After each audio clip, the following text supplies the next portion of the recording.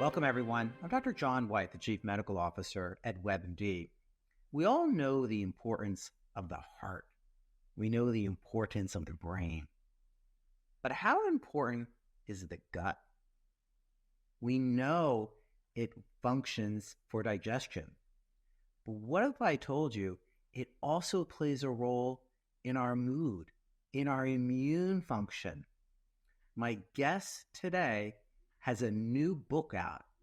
It's called Gut, an Owner's Guide. Please welcome Dr. Austin Chang. Hi, John. Thanks for having me on. Well, it's great to see you, Austin. And I know you're a gastroenterologist, but still I have to ask, why'd you write this book? Well, I felt like here's the book, first of all. Here it is. I have my copy. Oh, Thank thank you you. so much. Yes, so I felt that there was a need for an illustrated, colorful, and fun resource for the everyday person to learn about their gut health and understand the complexities of the system because, to your point, it's not just a transport tube for food, but there's so many other functions and other organs as well involved, including the liver, the pancreas, and a lot about care around the gut that people encounter when they go to the hospital or to the office that can be a little confusing. And so, not only does it talk about the certain gut health conditions, but also the procedures that are involved and the innovation around that. Also, a lot of myths that we try to debunk in this book as well, because as somebody who's a heavy social media user, there's a ton of misinformation online that could be clarified. And we're going to go over some of them. But I want to get at the fact because we didn't always think about the microbiome 10 years ago. Now, we all talk about it, but there's also the two-way communication system of the gut, rest of the body with the brain. Some people even call it the second brain. What's your thoughts on that? Yeah, the second brain has been something that we've referred to the gut in a lot of ways because it has its own nervous system. It's able to move on its own and function on its own. But this linkage between the gut and the mind, that's something that is, relatively new, and it's bidirectional. So not only does the gut affect the brain, but the brain can also affect the gut in certain ways.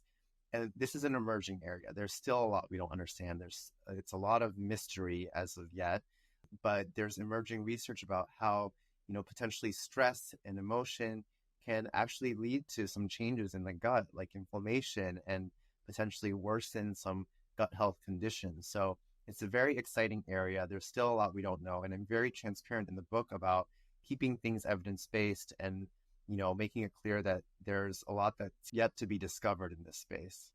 You have a great way of communicating some complicated, biologic issues. And one of my favorite sections of the book, Austin, is the poop rainbow. Because let's be honest, you and I are both internal medicine physicians. You're specialized in gastroenterology. I get a lot of questions about poop. I get a lot of questions about poop from my kids as well. But tell us about this poop rainbow. I really appreciate you bringing it up because that's actually the whole reason why this book was brought about, why the publisher approached me, was because there's a video that I made on YouTube called The Poop Rainbow, and they kind of wanted me to adapt my social media voice into text format, into something that's easily accessible and digestible, pun intended, for the everyday reader. And so the poop rainbow is basically talking about if you were to look at your poop and, depending on what color you're seeing, could it be something, more serious? And this ranges from, poop being red colored, black colored, green, gray. There's a lot of variation in poop color based on what we eat, but there's a lot of, conditions that potentially can lead to these changes in poop color as well. How often should people poop a day? That's a question I always get asked. And if they haven't pooped in a day or so, they're worried. But we have definitions of average number of times people should poop a week even.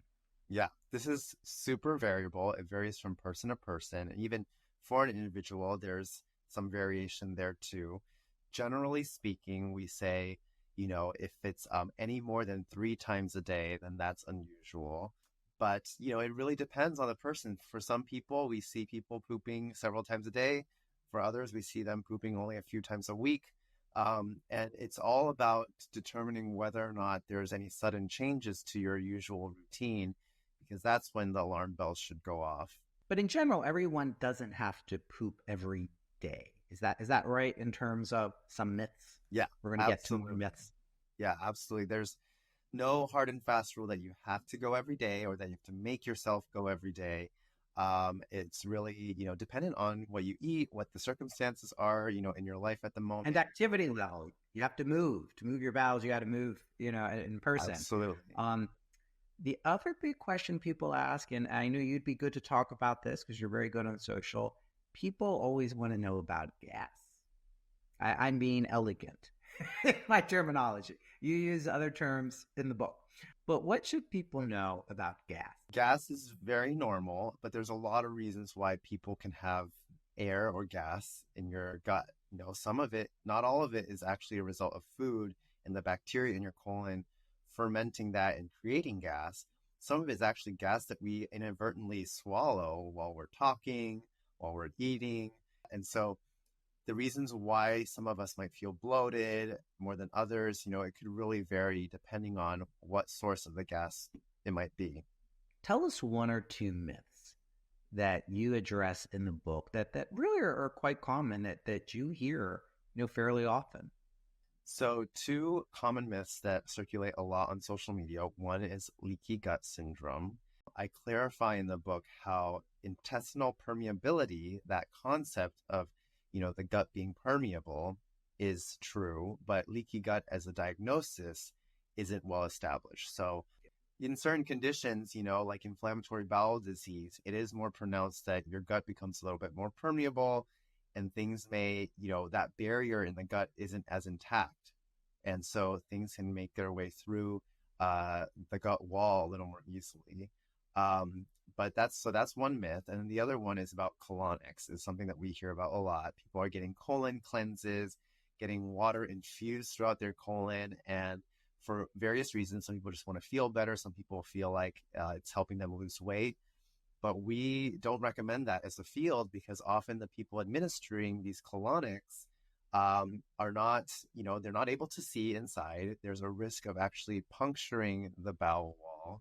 So it's actually potentially dangerous. And not only that, but when you infuse a large volume of water, there may also be electrolyte shifts that could be dangerous, especially for some people with underlying conditions like kidney issues or other reasons why you might already have electrolyte imbalances. So you got to be very careful about that. And really, there's no reason why anyone should get a colonic to rinse their colon out, because your colon is naturally already excreting all that waste. It's always a good reminder whenever we talk about the gut to remind people about screening for colon cancer. And sometimes there's confusion about what the recommendations are or what does average risk mean. Can you remind our audience what's the latest recommendations as it relates to getting screened for colon cancer? Definitely. So everyone out there in the population needs to get screened for colon cancer. If you're average risk, meaning you don't have any underlying conditions or any family history of colorectal cancer or any underlying conditions that predispose you to colorectal cancer, everybody has to start getting screened at age 45. And the preferred method, the gold standard, is colonoscopy, which is where we place a camera through the entire colon to actually take a look directly, and we're able to locate where there might be any precancerous growths and remove them on the spot.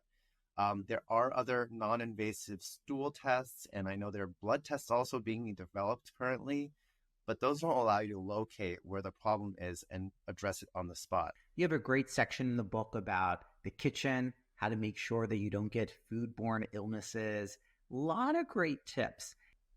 What do you want people to take away from this great new book, Gut, the Owner's Guide?